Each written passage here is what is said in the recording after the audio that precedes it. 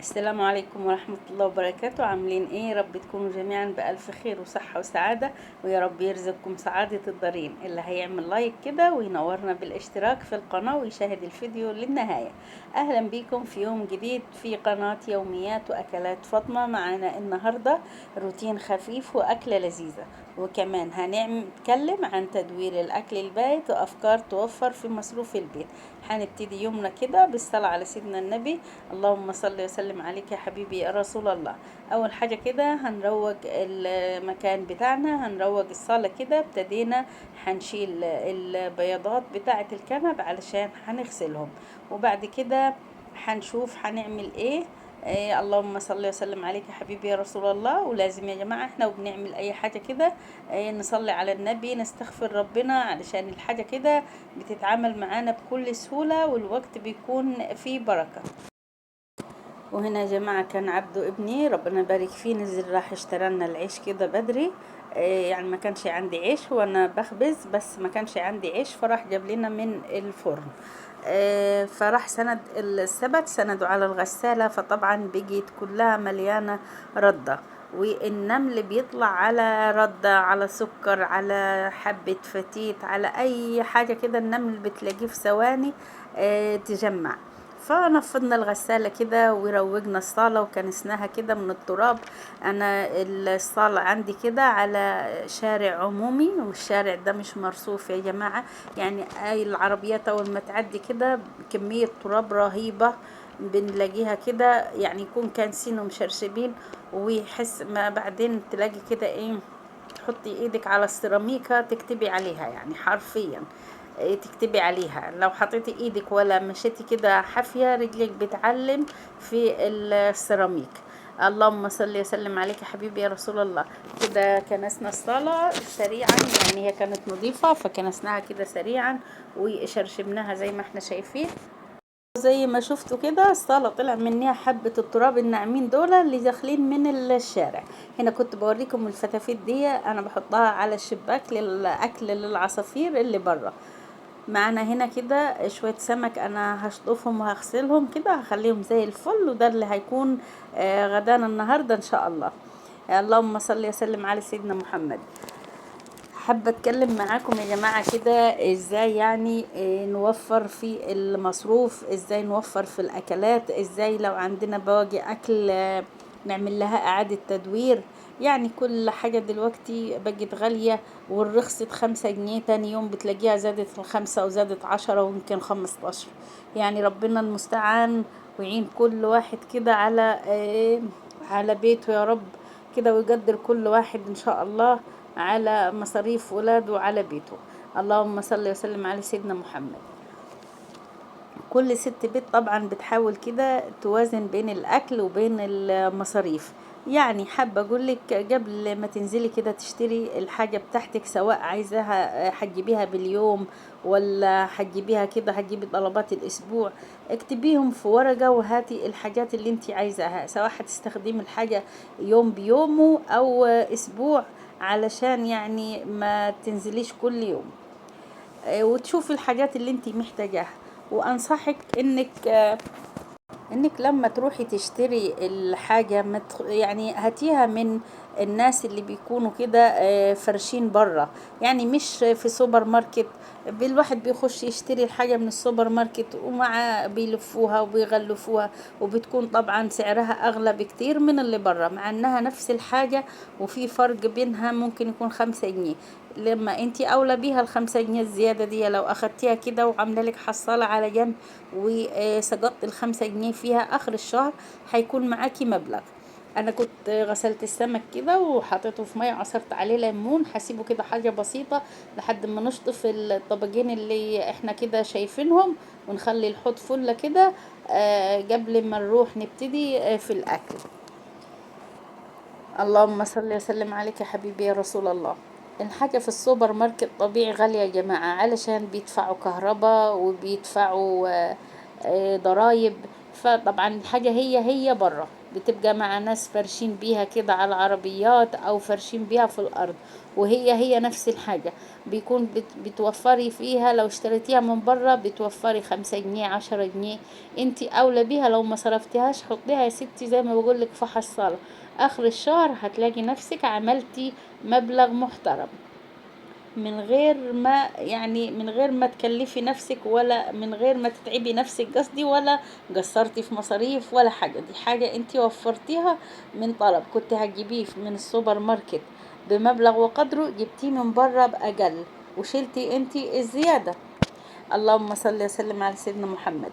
ناجي يا ستي، لو عندك بواقي اكل بايته، هقول لك نستفاد منها ازاي، واكتبوا لي كده في الكومنتات وقولوا لي انتوا بتوفروا ازاي، وكلنا كده بنستفاد ونتعلم من بعض. زي ما احنا شايفين انا هنا كده كنت هعمل الرز للسمك. حمرت كده بصلايه، وهنزل عليها كده اول ما هتصفر وتاخد اهو، اول كده ما لونها احمرت ولونها جرب كده على الغمجان، ضفت كده معلقه من العدس الاصفر. انا بحب لما اعمل رز سمك كده بحب اضيف معلقه من العدس الاصفر لو هو موجود، يعني مش دايما، ساعات احب اضيف له معلقه زي كده، بيديله طعم حلو خالص يا جماعه. وبعد كده هننزل بكميه الرز اللي هي على كد اللي هياكل. يعني انا في ناس عندي مش بتحب تاكل الرز بتاع السمك ده، فانا اهو زي ما احنا شايفين عملنا كميه بسيطه. برضو ده يعني انتي بتقدري كمية الاكل قبل ما بتسويها، بتشوفي يعني مين اللي هياكل وبتعملي على قد اللي هياكل. علشان حرام بدل ما الحاجة تقعد وتبوظ وتترمي.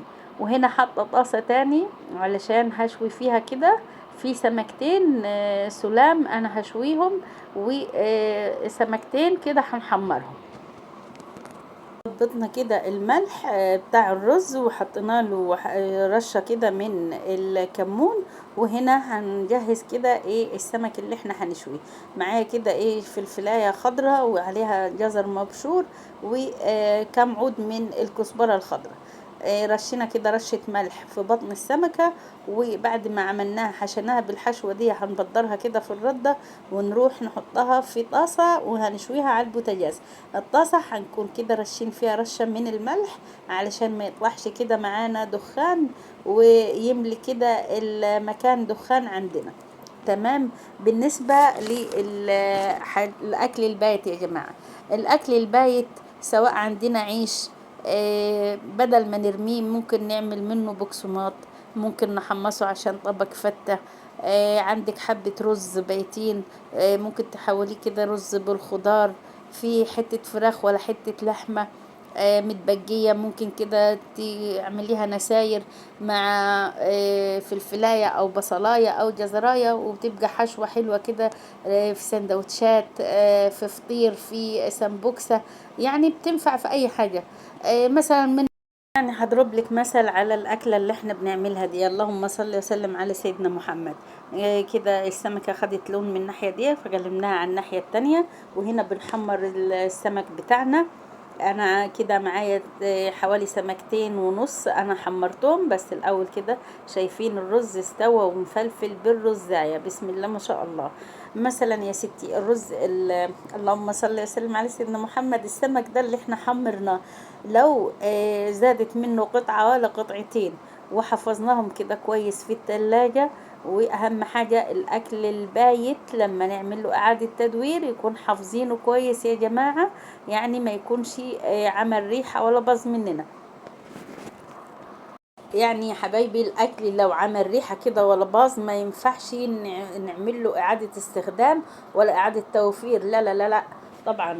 ما ناكلهوش لان صحتنا اهم من اي حاجة في الدنيا. اللهم صل وسلم عليك يا حبيبي يا رسول الله. هضرب لك مثل كده، انا عملنا اكلة السمك اللي احنا شايفينه ده اللي انتوا شفتوه معايا، يعني هو انا كان نفسي اصور لكم شكل الاكل، بس الفيديو بتاع شكل الاكل وانا مصوره النتيجه النهائيه كده للاسف اتحذف. لو في قطعة سمك كده فاضت ولا حتتين بنشيلهم كده ونحفظهم في التلاجة، بعد يوم يومين ثلاثة هنعمل لهم اعادة تدوير كده ببصلاية بنحمرها ونحط عليها شوية صلصة ونحط فيها قطعتين السمك دول ونحطهم كده في صينية او طاجن وندخلهم الفرن، بياخدوا كده وش. وبالشكل ده عملنا اكلة غير الاكلة اللي اكلناها من كام يوم، واكلة مختلفة من حاجة من ما فيش من بواقي الاكل ومن باقي الاكل اللي احنا عملناه قبل كده. لو انتوا وصلتوا في الفيديو لحد هنا يا ريت تعملوا لنا لايك وكومنت حلو زي قلوبكم. انا نسيت يا جماعه، بس انتوا ان شاء الله ان شاء الله ما هتنسوش اللايك. اللهم صل وسلم عليك يا حبيبي يا رسول الله. يا دوب كده في لقطه خفيفه اهو هتشوفوها للسمك. المهم الحمد لله في النهاية كده اتغدينا ودخلنا على تشطيف المواعين. انا كنت يا دوب بحضر كده الاطباق علشان نحضر الاكل، والمقطع اللي فيه كده تصوير نتيجة الاكل النهائية طار يعني، فخيرها في غيرها. دخلنا كده علشان نشطب حوض المواعين. وانت حبيبتي مثلا بتدايري كده مصروفك على كد ايدك، يعني مثلا لو بتمشي يومك بأي حاجة موجودة، لو مثلا عندك حبة شوربة شايلاهم كده في الفريزر، ممكن تجيبي ب10 جنيه ملوخية وتعملي أحلى طبق ملوخية وجنبيهم حبة رز. احنا عاملينها كده على ايه؟ على شوربة لحمة أو شوربة فراخ أو أيا كان نوع الشوربة اللي انت شايلها عندك يعني. وكده عملتي غدا. كده حبيبتي عملتي غدا واليوم عدى ومشي وزي الفل.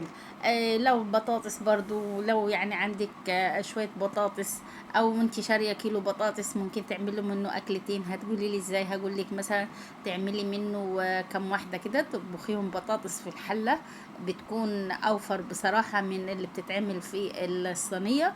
وبرضو تعملي جنبيها كده حبة رز بالشعرية، برضو كده عملتي اكل يوم. وبعد كده لو فاض من البطاطس دي كام واحدة بطاطس 2 3 كده، حمريهم ممكن معاهم جرنين فلفل بزنجانية، هتعملي كده برضو أكلة تاني مسجعة. يعني بتشكلي كده وبتكوني لو عندك يعني في التلاجة مثلا لقيتي فلفلاية على بزنجانية آه، طماطماية، بتولفي من ده كله بتعملي أكلة وبتمشي يومك يعني. انتوا أكيد ستات شاطرين ومدبرين ووافرين ومفيش موفرين ومفيش حاجة بتوقفنا. اللهم صل وسلم عليك يا حبيبي يا رسول الله. لازم نتصرف يا جماعة عشان طبعا نقدر نواصل كده مهمتنا ان شاء الله. يا رب ربنا يقدر كل واحد على الحمل اللي شايله ونتغلب كده على ظروف الحياة. وهنا كان خلاص خلصت وعملت لنفسي كوباية شاي هشربها وانا مرتاحة. اتفضلوا معانا يا جماعة. السلام عليكم.